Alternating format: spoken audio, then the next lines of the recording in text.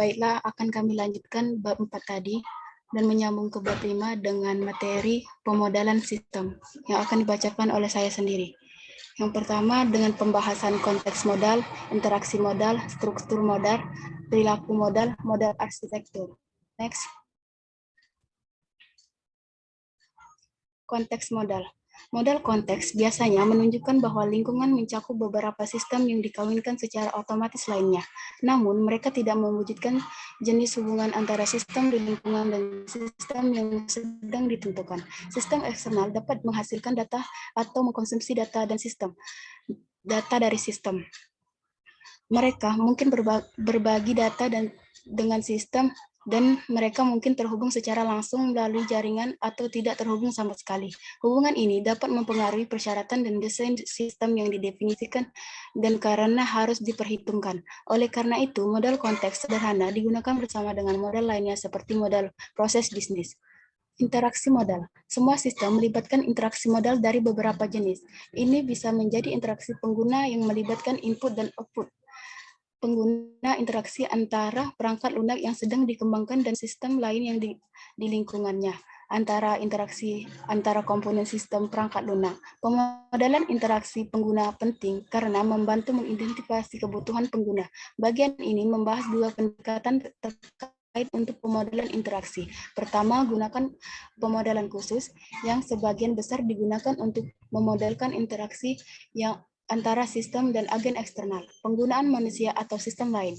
Kedua, di antara urutan yang digunakan untuk memodelkan interaksi antara sistem komponen, meskipun akses eksternal yang juga dapat dimasukkan, gunakan model kasus dan diagram urutan menyajikan interaksi pada berbagai tingkat detail dan dapat digunakan bersama-sama. Kemudian akan dilanjutkan oleh Virginita Putri Lestari. Struktur modal.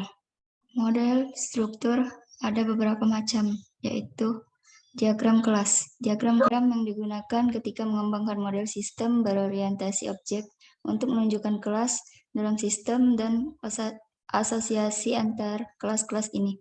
Diagram kelas dalam UML dapat dinyatakan pada berbagai tingkat detail. Yang kedua, generalisasi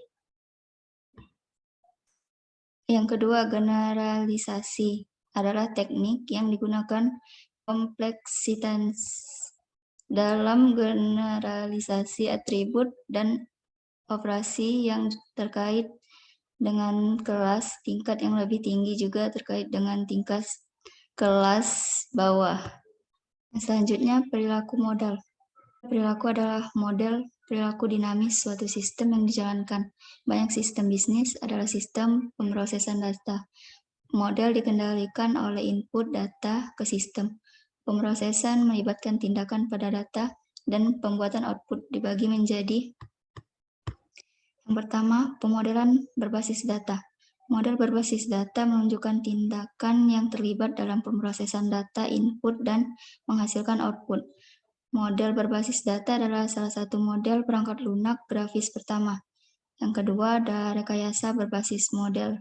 Rekayasa berbasis model adalah pendekatan untuk pengembangan perangkat lunak di mana sistem dikirim ulang sebagai satu set model yang dapat dengan otomatis diubah menjadi kode yang dapat dieksekusi. Akan dilanjutkan oleh Muhammad Ridho Arisa Putra. Berikutnya model arsitektur. Arsitektur berbasis model adalah pendekatan yang berfokus pada model untuk desain dan implementasi perangkat lunak yang menggunakan subset model UML untuk menggambarkan suatu sistem. Rekayasa berbasis model memungkinkan untuk sistem pada tingkat konsep yang tinggi. Tanpa memperhatikan rincian implementasinya, ini mengurangi kemungkinan kesalahan, mempercepat proses desain dan implementasi, dan memungkinkan pembuatan model aplikasi independen platform yang dapat digunakan kembali. Dengan menggunakan alat yang kuat, implementasi sistem dapat dihasilkan untuk platform yang berbeda dari model yang sama.